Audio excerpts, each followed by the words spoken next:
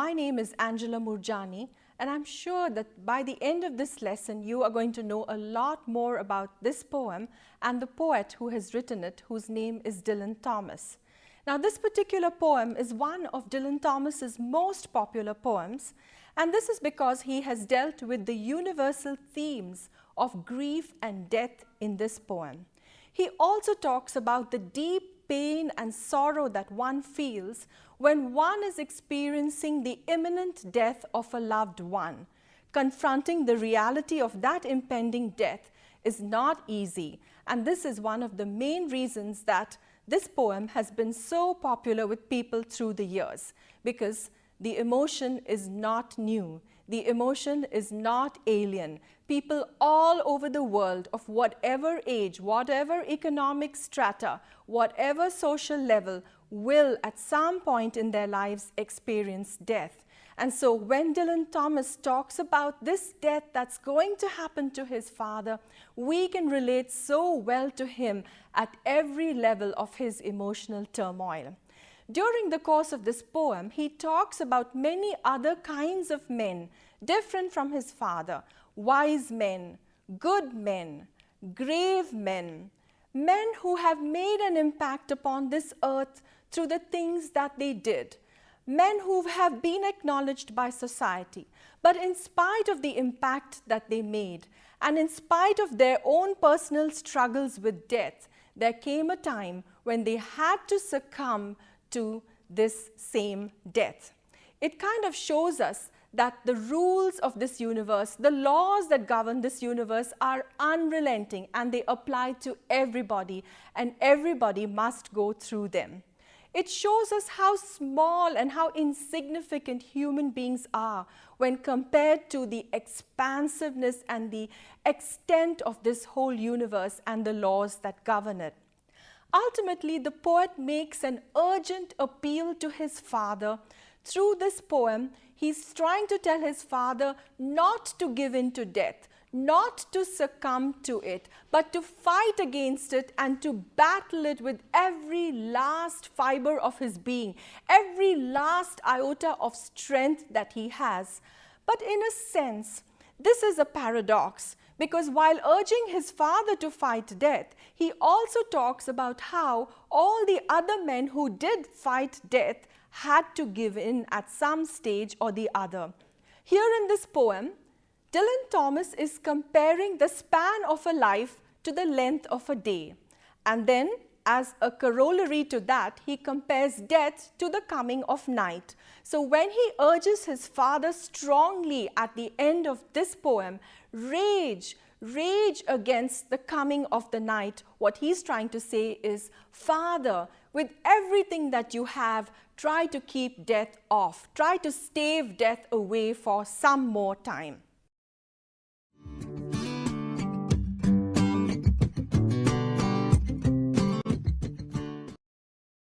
Dylan Thomas, the son of a professor of English, was born in 1914 in Wales. He grew up hearing his father recite Shakespeare to him, and from there was born a passion for the rhythms of English poetry. He dropped out of school at the age of 16 to become a junior reporter for the South Wales Daily Post. By December of 1932, he left his job at the Post and decided to concentrate on his poetry full time. It was during this time, in his late teens, that Thomas wrote more than half of his collected poems. Dylan Thomas wrote prolifically from a very young age. In fact, his first poems were published in his school magazine. So if you've been writing for your school magazine or your college journal, there is hope for you. One day you might be a famous poet just like Dylan Thomas. In 1934, when Thomas was 20, he moved to London. Here, he won the Poets' Corner Book Prize and published his first book, which was called 18 Poems, and this was published to great acclaim. The book drew from a collection of poetry notebooks that Thomas had written years earlier, as would many of his most popular poems and books that were published later. Sadly though, it was during this period of his greatest success that Thomas also began the habit of alcohol abuse. While his contemporaries, T.S. Eliot and W.H. Auden, were writing around the same time on social and intellectual themes, Dylan Thomas wrote in the Romantic tradition. He wrote poems that were highly charged with his intense emotionalism. Thomas himself admitted to this emotive component of his poems, stating that he let an image be made emotionally in himself, then he applied to it his intellect, and only after it had first been formed by feeling it. So, an image for Dylan Thomas was birthed in his emotional being, then it was transferred to his intellect, where he applied to it the poetic craft, and the outcome was a marvelous poem.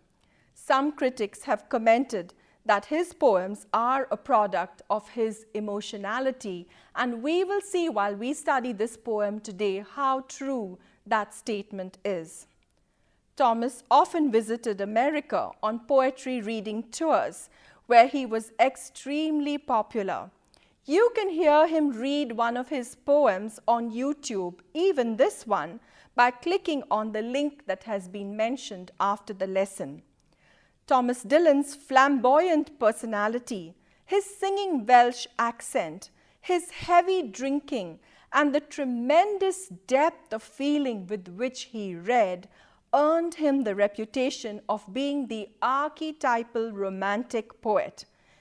Sadly, it was in America that Dylan Thomas collapsed in a tavern after a long bout of drinking at the very early age of 39.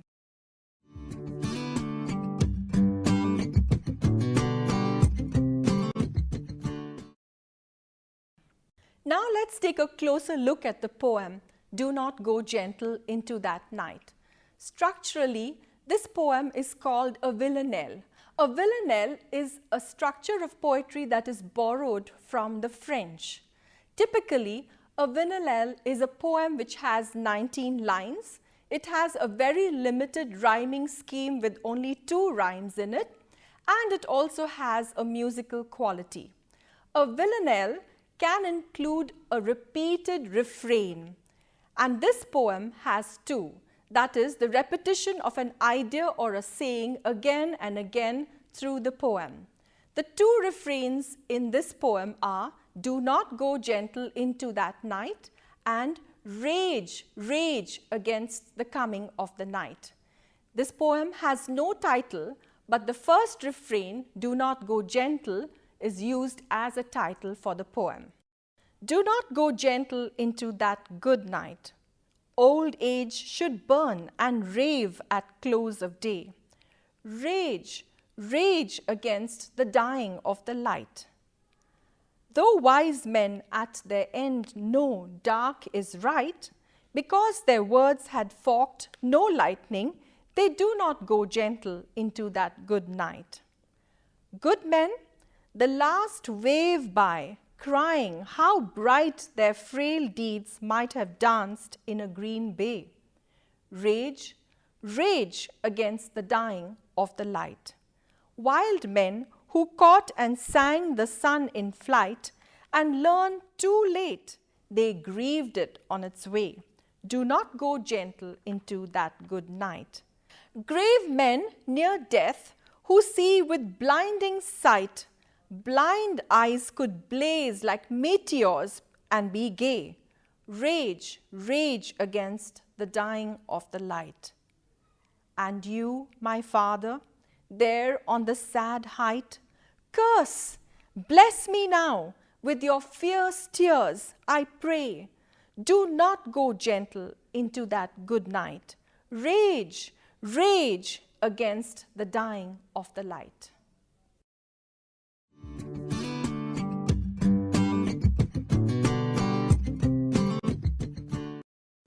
When one has read the poem, one can understand immediately why this poem of Thomas's is so popular. It deals with the theme of grief at the death of a loved one, and this is something that everybody can identify with. Perhaps today you don't want to think about death. Maybe you're not in a mood to look at something which is so serious. Maybe it's too close to you right now for comfort. But I would advise you to have a look at the way that Dylan Thomas analyzes death and see if you can gain some insights into death from his explanation.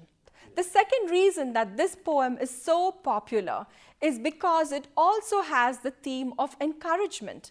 And I believe that every individual loves to be encouraged, either directly or through the encouragement which somebody else receives. Now, in this poem, Dylan Thomas is encouraging his father not to slip silently into death. He does not wish to see his father succumb to the onslaught of death, but his father, who was once an officer in the army, must have been a person of great vigor and vitality. So now, when Dylan Thomas perceives him old and frail and slipping away out of life, he urges him, reminding him of the past and telling him that it's possible. Try and fight against death and do not allow death to overcome you.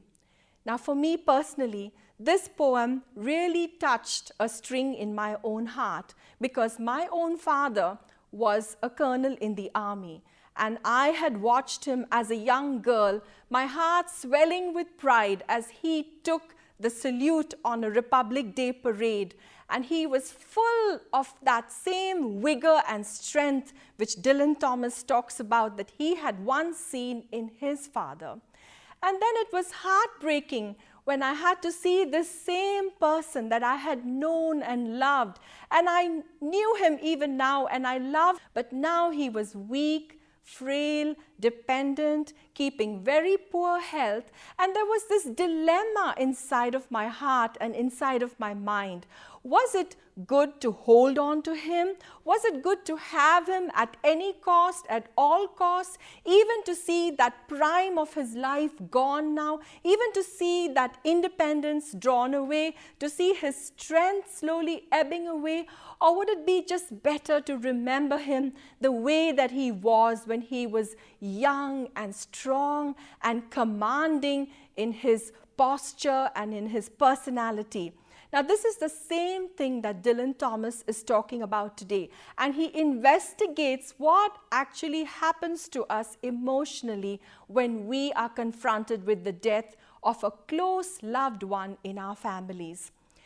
I also mentioned that he talked about other kinds of men, wise men, grave men, other men who had made an impact on society and who had tried to fight death through their particular specialty in life.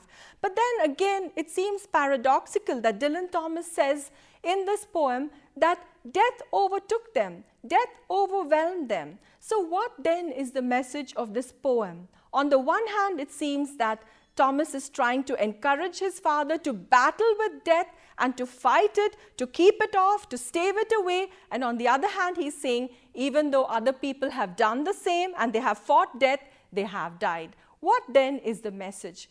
There are two explanations. One group of thinkers feels that the way Thomas is examining it is that death, although it happens to everybody, regardless of their station of life, brings out the fact that life is precious. When you consider people and their different qualities of life, you will find people through the whole spectrum. There are some people who have a really bad quality of life. There are some whose quality of life is poor, some whose quality of life is average, and some who have a really great quality of life. But regardless of this quality of life, life remains precious. A case in point are those families that have somebody who's in a coma on life support. Even though doctors tell them that this person is practically dead, if you remove the life support, if you give us the permission to do it, they will be dead. Still, families don't want to let go of their loved ones. They want to hold on even unto the last minute. And that's because of the value which attaches to life. So even though their loved one has a quality of life which is really poor, even so, they want them alive because life means so much more than death. There are other instances where people who go through some experience in life suddenly realize how precious life is. For example, I know a friend who used to be obese. He was a foodie. He loved food and he ate to his heart's content, which made him become really fat. But then there came a day when he was blessed with a little baby girl. The moment his eyes set on that little baby, his whole perspective of life changed. He thought, now I cannot afford to neglect my health any longer. Life is precious. If I continue to be obese, I am posing many serious threats to my life. And so he took charge of his health and he made it a point to stop that self-destructive behavior of overeating because he wanted to live, to be there, to see his little girl grow up. So, there are instances in life which bring home how valuable this life is that God has given to us. And so, one view is that life is precious and that's why people want to hold on to it even until the last possible moment. There is another school of thinkers, and these believe that the struggle that people go through at the end of their life is not for their own benefit, but it's rather for the benefit of their loved ones whom they are leaving behind. This school of thought feel that the struggle that their loved one goes through helps to bring closure and comfort to the ones who are left behind. How does this work? It works in this way. It gives the people who are left behind a feeling that the one that is departing loves them so much that they don't want to leave. So they are putting up this battle, they are going through this struggle, they are making this effort to hold on to life so that they can spend a few more moments with their loved one. And so it's very pleasing to the loved ones who are left behind because looking back they can say, oh, they wanted to be with us even till the last minute. They extended their lives by 1 week or 1 month or whatever because they loved us so much. So these are the two views that we experience the struggle with death either because life is precious or because it's good for the people who are left behind. It gives them comfort from knowing that the one who died didn't just give up and die, but he battled death because he loved his people so much that he wanted to stay on a bit longer. It has been historically stated that Dylan Thomas never actually showed this poem to his father. So it seems like he wrote this poem more for his own benefit than for his father's. And in view of what Dylan Thomas said himself about his own emotionality, it would seem a likely explanation that in dealing with this emotional turbulence within his heart, it was apt for him to transfer that emotionality into a poem and to put it down in words and on paper.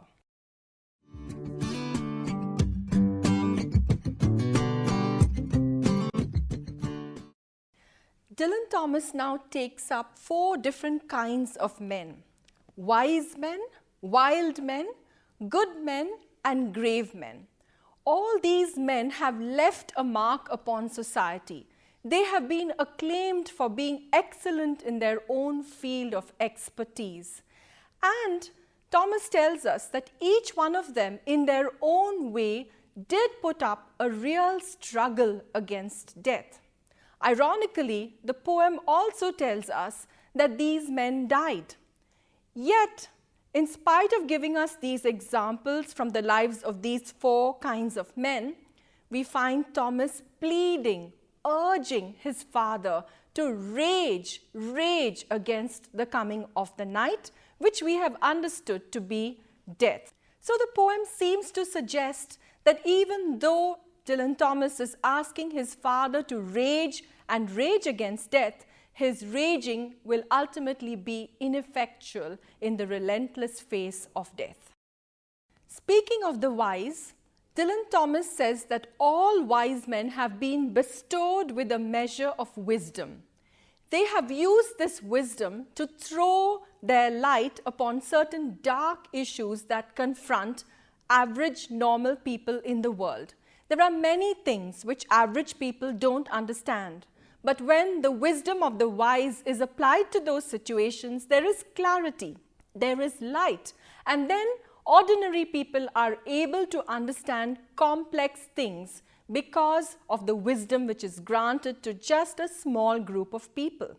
In speaking of such people, Dylan Thomas says that even though wise men have lent their wisdom and brought some amount of light to this world, still, when you compare their wisdom to one bolt of lightning, which is part of this universe, it is insignificant. It means nothing at all. When you consider the brightness which covers this earth with one flash of lightning which just takes a couple of seconds, then the wisdom of wise men is absolutely inconsequential. Hence, even though wise men know through their wisdom that one day they must die, one day they have to give up to death, one day there will be a call and they have to succumb to this power of death, still they fight it. But that is because their wisdom is nothing compared to the wisdom of this universe. Next, Thomas talks about good men. Good men are few and far between in this world. When we look at life's experiences, it seems like there are more evil people, there are more wicked people, there are more who will wish us harm and ill than those who would wish us good. Yet, Thomas says that there are good men who do good deeds for many people in this world.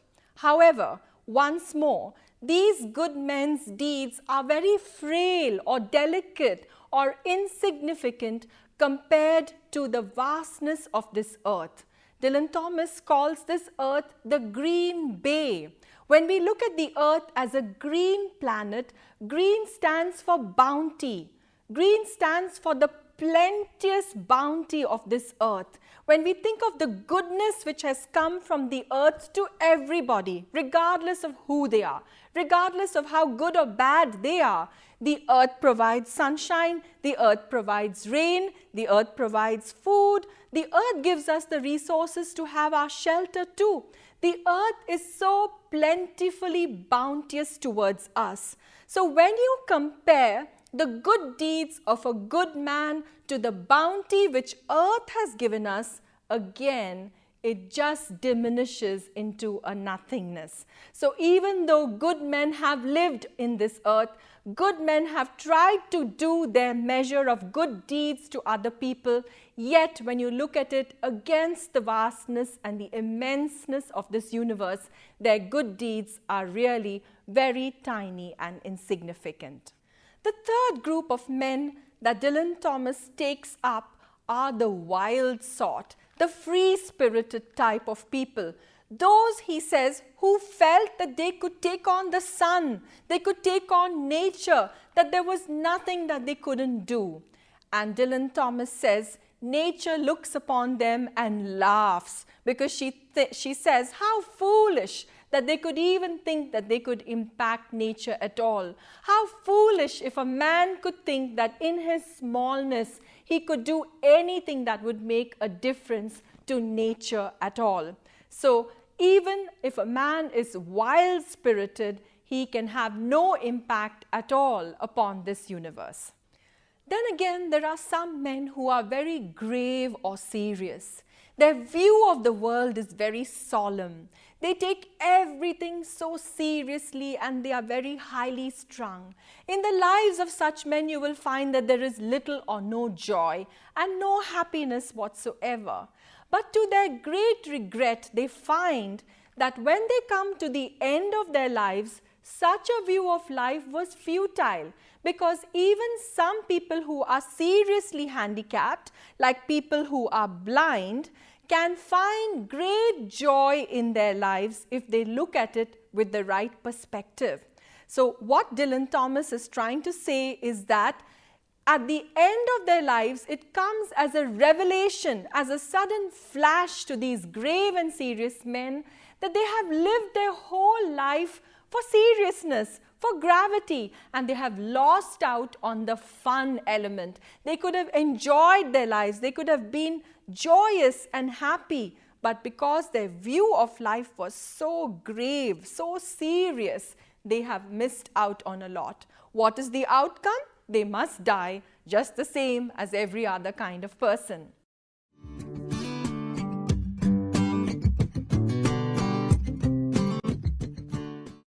The last quatrain is the most moving of all. In these few lines, Dylan Thomas implores his father to fight against death at all costs. He pleads with him to do something, bless him, curse him, anything, just so that he would know that he was not slipping into the silence of death. Both blessing and cursing imply an intensity that only the living can partake of. And so, whether Dylan Thomas's father blesses him or curses him, either would be taken by Thomas as a sign that his father was alive and well. And therefore he says, "Father, I pray, I plead with you, bless me, curse me, do anything, but let me know for sure that you are indeed alive." Now, Dylan Thomas's father was an atheist, and so with respect to his father, he uses no religious imagery whatsoever, which would have been the normal thing to do in such a poem, because religious imagery can often be a source of comfort to somebody who's stressed out and going through the turmoil of a near-death experience. But Dylan Thomas does none of that just out of respect to his father's atheistic doctrine. In this poem, "Do Not Go Gentle Into That Night," there is a sense of the natural world being a spiritual force which is far greater than the individual's will. And this spiritual force is the one that Dylan Thomas addresses throughout this poem. It is said that at the time of writing this poem, Dylan Thomas was facing more than one crisis in his life. Not only was his father on his deathbed facing an imminent death, but even Dylan Thomas was not sure about the length of his own life. As Caitlin, his wife, wrote in her memoirs, a deep sense of foreboding had accompanied Dylan Thomas right from his teenage years. When he was a teenager, he had been to the doctor with a sickness, and the doctor had pronounced at that time that Dylan would not live very long. So this foreboding accompanied him and was at the back of his mind throughout his life. Also, DJ, as Dylan Thomas's father was known, would constantly say of his son that he would not live past the age of 40. Now, you might think that's a terrible thing for a father to say, but think about it even from the point of view of his father. Now, this dad would have watched from the sidelines as his young son was getting more and more involved in alcoholism, and it would have really troubled his heart to see him on a downward spiral. So I'm sure when Dylan Thomas's father expressed this fear, it was really coming from his own wish, his own desire that Dylan would give up his habit of drinking. But on the other hand, if you look at it from the point of view of Dylan Thomas, then it must have caused him great grief and pain to hear his father pronounce almost a death sentence upon him, saying that he would not live past the age of 40.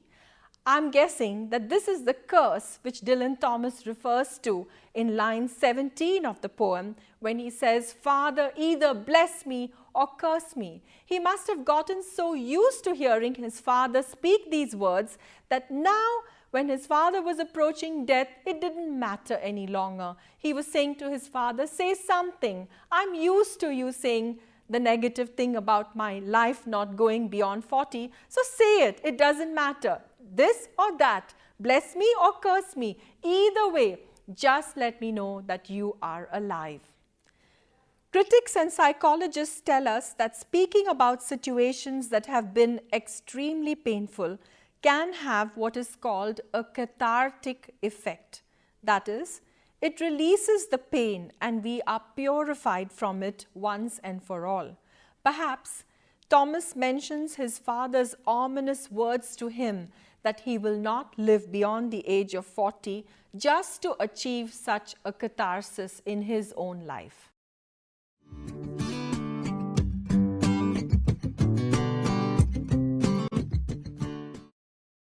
The poem ends on an ominous note, and it leaves us with a heaviness in our hearts. We know that even though Dylan Thomas has been urging his father again and again to stave off death, to fight it with all the energy that's left in his aging and frail body, there is a sense of death that is going to come. And it is on this note that the poem ends, that in the face of the unrelenting laws of this universe, an individual's will means little or nothing. The power of this poem, "Do Not Go Gentle Into This Night," lies in its straightforward approach to a universal theme, its simple structure, and its very simple rhyme scheme. In this poem, Thomas displays his skill as a scholarly poet, attempting to keep within the traditions that he had chosen to align himself with, while at the same time giving full expression to his emotionality. Thank you for being with me during this lesson, and I hope that you have understood it well and have also enjoyed yourself in the learning process.